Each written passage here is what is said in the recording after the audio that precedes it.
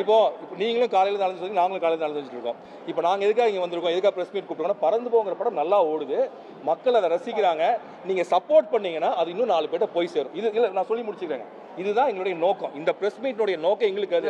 உங்களுடைய நோக்கம் என்னவா இருக்குன்னா, என்ன ஒரு சமூக பொறுப்பாளியாகவும் இதுவா நீங்கள் கேட்குறீங்க. ஆனால் அதுக்கான ஒரு இடம் இருக்குது. இது நான் அதுக்கு இப்போ நான் வந்திருக்கிறது வந்து, நான் ஒரு படம் எடுத்திருக்கேன், தேட்டருக்கு கொண்டு வந்திருக்கேன்.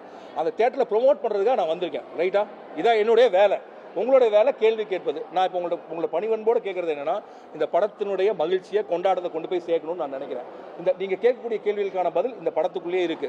தனிப்பட்ட நபர்கள் மீது பேசுவதற்கான பிரஸ் மீட் இது இல்லை, இல்லையா? அப்புறம் நீங்க டபால் ஒன்று கேட்குறீங்க, அதை பற்றி நான் யோசிக்க கூட இல்லை, இல்லையா? நீங்க என்ன கேட்பீங்க, நீங்க இதை பற்றி ஒப்பீனியன் சொல்லுங்கன்னு கேட்டால் எப்படி நான் டக்குன்னு சொல்ல முடியும்? உங்களுக்கு பதில் வேணும். நீங்க நினைக்கிற பதில் நான் சொல்ல நீங்க நினைக்கிறீங்க, இல்லையா? அதுவே இல்லை இல்லை, நீங்க அப்படிதான் புஷ் பண்றீங்க. நீங்க நினைக்கிற ஒரு பதில் சரி, ஓகே. இல்ல நான் எந்த நான் பேச புரியல.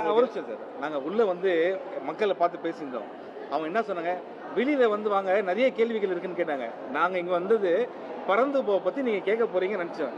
நீங்க வந்து அவர் ஏன் இவ்வளவு சம்பளம் வாங்குறாரு அப்படின்னு கேட்கும்போது எங்களுக்கு என்ன ஆச்சரியம்னா, சொல்ல கேளுங்க, எங்க நம்ம படத்தை பத்தி பேசலையே அவருன்றதுதான் எங்களோட வருத்தம், வேற ஒண்ணுமே இல்லை.